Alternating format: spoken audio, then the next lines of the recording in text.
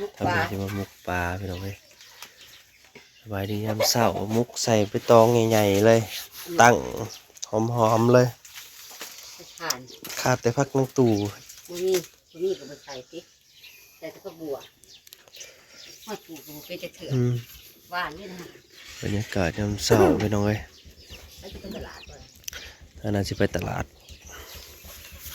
บ้านห้อยปังเนาะ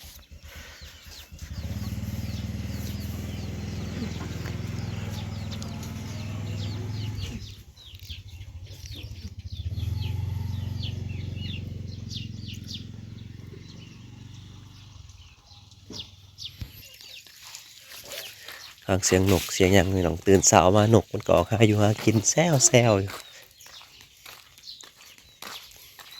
เสียงห้องสะดันอยู่กับคนนั่นแหละเนาะพี่น้องตื่นเช้ามากก็ออกเฮ็ดเวียกเฮ็ดงานตกแรงมากกับพากันเขาเพื่อนเขาซ่านเขามาห้องบอลผักบอลเศร้าลูกปลานินหลายพี่น้องเอ้ยบ้านนี่เต็มมันน้องกันเลยลูกปลานินพอมันหลายนะโอ้แตกสดๆจะมีแต่ลูกปลานินตัวใหญ่ก็มีสำนิ้วก้อยนี่ตัวน้อยให้ก็ออกใหม่ก็แซวอยากกินมากินหำ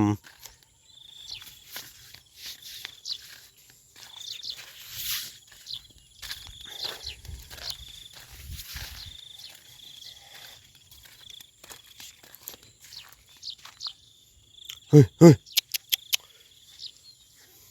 สูบน้ำใส่บ้านเนี่ยถั่วก็พอได้กินนี่น้องให้ปลูกก็ได้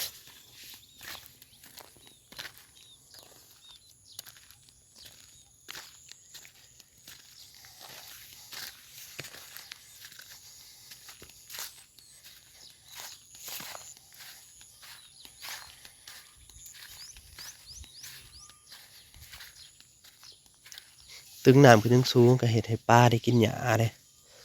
เพราะว่าตามขอบมันมีหญ้าตึงขึ้นถึงสูงปลามันจะได้กินหญ้าใครแน่ปลากินหญ้ามันจะใหญ่ไว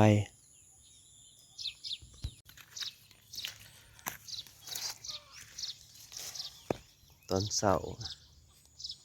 วันนี้อากาศเงียบเลยแบบมีสมอยอยู่ตื่นเสาร์มาเราก็ไปอ่านมึงคอมเมนต์เป็นองคอมเมนต์แล้วก็ไลน์คอมเมนต์ไลน์แบบไลน์แนว ไลน์สไตล์ไลน์ความคิด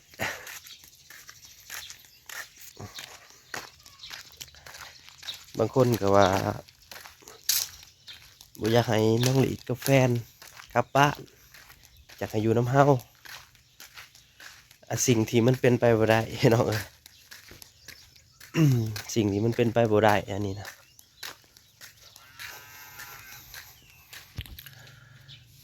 สิ่งนี้เป็นไปบ่ได้เพราะว่ายังเพิ่นก็มีครอบครัวเนาะครอบครัวก็เจ้าก็มาแต่งเอาเพราะว่าหนึ่งก็อยากได้ลูกสะใภ้เมื่อซอยเฮ็ดเวียกเฮ็ดงานได้เฮ็ดหน้าสิประมาณนั้นล่ะแค่เข้ามาอยู่นำในช่วงที่เฮาบ่อยู่เฮาก็ดีใจแล้วสำนี้นะเขามาอยู่แทนมาเฮ็ดนั่นเฮ็ดนี่ซอยสำนี้ก็ดีใจแล้วบ่จำเป็นต้องให้เขาอยู่ตลอดเพราะว่าเขาก็มีครอบครัวมีพ่อแม่เขาเจ้าก็รอท่าเนาะก็ลูกคนเดียวเขาเจ้าก็ได้คือเท่าดอกนะก็เป็นลูกชายเดียวเฮ็ดเวียกหยังก็อาศัยลูกนั่นแหละเฮ็ดเขามาอยู่สำนี้เฮาก็ดีใจพอแห้งแล้วแหละก็บ่เสียใจที่แบบว่าน้องหลีดมาอยู่นำแต่น้อยเนาะเขาก็ได้อาศัยเขาสำนี้เขาก็ดีใจในช่วงที่ลำบากสุดที่อุปสรรคหนักสุดเขาก็ยังบ่ได้ถิ่มก็เขาก็บอกแล้วแหละว่ายามเขาลำบากเขาก็จะเห็นเฮาอ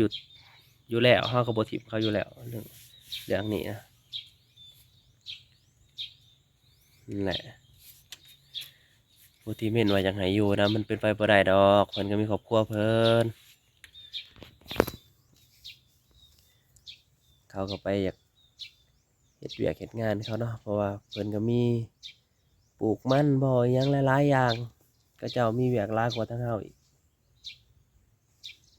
ก็อาศัยเที่ยวมาหากันมาเล่นนํกันมันก็บ่ปัญหาดอกเพราะว่าคันขี่รถบ่พอ20นาทีก็ฮอดแล้วจากนาหวามาหาบ้านเฮานี่ก็อย่างเฮิงอันนี้ก็10นาที15นาทีก็ฮอดแล้วเขาก็เที่ยวประจำมาแถวนี้นะมันบ่ปัญหาอยู่แล้วเที่ยวมาหากันก็ถือว่า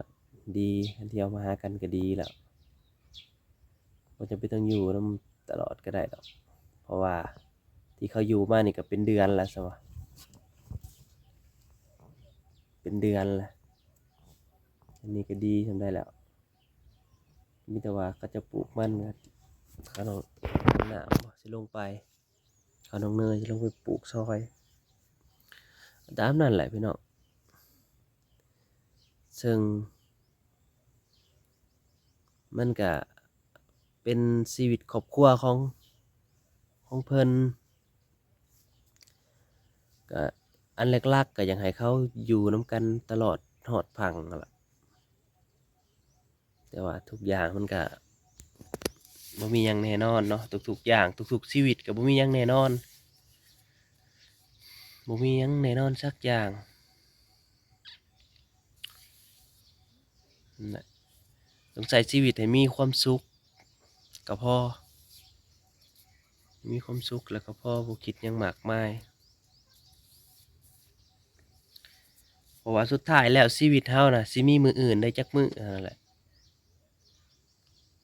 นั่นแหละชีวิตคนเฮาแต่ละคนสิมีมื้ออื่นสิมีวันพรุ่งนี้ได้อีกกี่วันเขาเนาะนั่นแหละจงเฮ็ดในสิ่งที่ตัวเองมักและจงมักในสิ่งที่ตัวเองเฮ็ดนั่นแหละจงใช้ชีวิตให้มีความสุข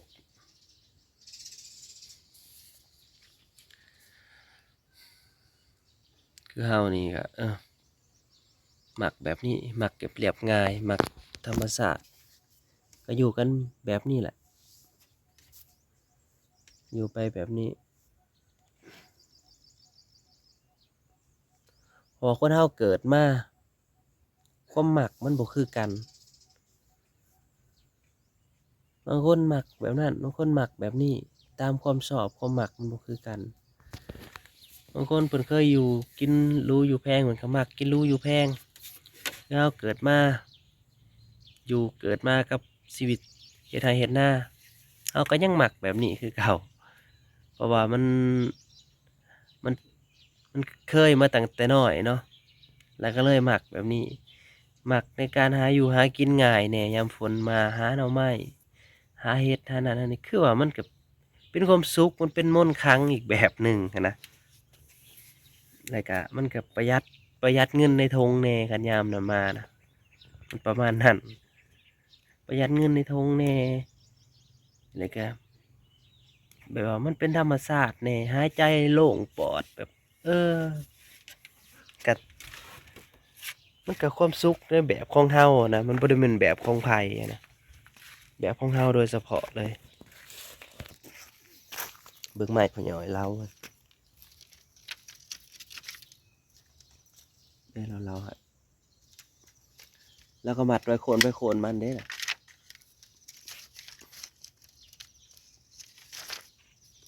แต่ละท่อนแล้วก็มัดไว้ท่อนไปท่อนมันแล้วมันสิบ่เข้ากันเด้เพราะว่าไม้ท่อนได้ที่ผ่าไปแล้ววันนี้มันสิไปลายเดียวกันเบิดไม้ไผ่นี่ไปลายเดียวกันเอาไปปูเฮากับปูแหนบใส่กันมันก็สิงามแล้วบ่สิได้แป้นก็บ่ได้แป้นได้ไม้ไผ่ไม้ไผ่ก็ทนอยู่ดอกพี่น้องเอ้ยมันก็ไม้แก่ปานนี้ทนอยู่ได้เหลืองอยู่ดอก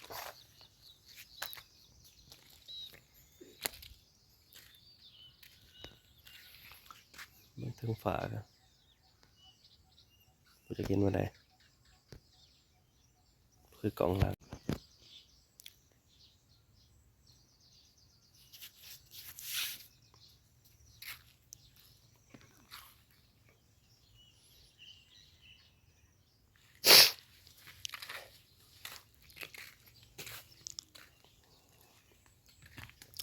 ลำเลยน้อง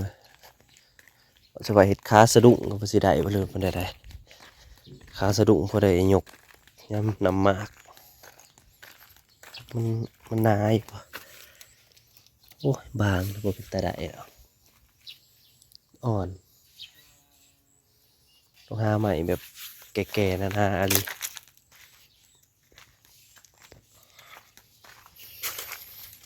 น้ำมันยังใสอะไรพี่น้องฮัดบางยามเช้าเห็นก็เป็นตะเล่น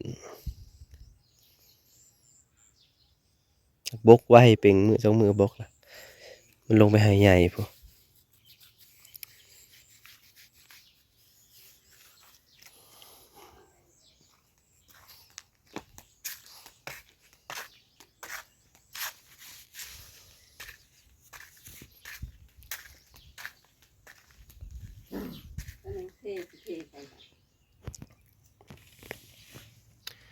มีบางคนก็เม่นว่า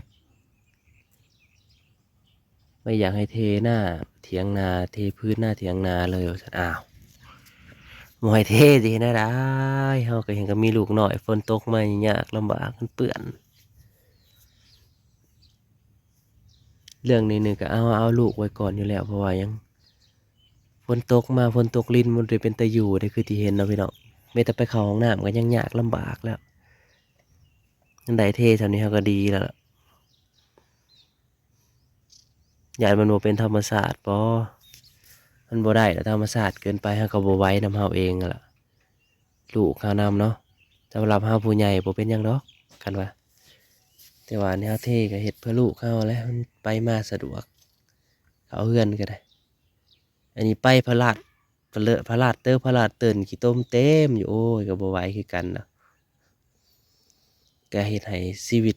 ครอบครัวให้มันมีคุณภาพขึ้นมาแหน่จักหน้อยคุณภาพโดยใดคุณภาพในการย่างไปย่างมานี่แหละคันบ่เทย่ามเขาเฮือนบ่จักขี้ต้มอิหยังเหยียบขึ้นเทิงเฮือนผู้สารพัด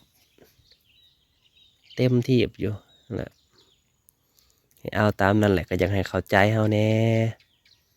เนาะเรามีลูกน้อยเฮาก็อยากให้มันสะอาดแหน่เวลาฝนตกลิ้นให้ขีดเห็นแล้วนะฝนตกลิ้นนะเป็นแนวใดปีที่แล้วนะย่างจนสิไปบ่ได้มันติดเกือบติดรองเท้าโว้ยบ่อยากว่าโลดพอมีงบหน้อยหนึงครับก็พอได้เทเพิ่มต่อไปอาจจะเทให้มันเต็มหลอกนี่ซะว่ามันเปื้อนเต็มหลอกนี่แหละพอมีหินมีทรายอยู่มันใหม่เรือใหญ่ปะหน่อยซานผ้ากระตาดไว้ให้นี่มันจะเทหลอกนี่โอเคพอกันใหม่พี่น้องขอบคุณเวลาที่เข้ามารับชม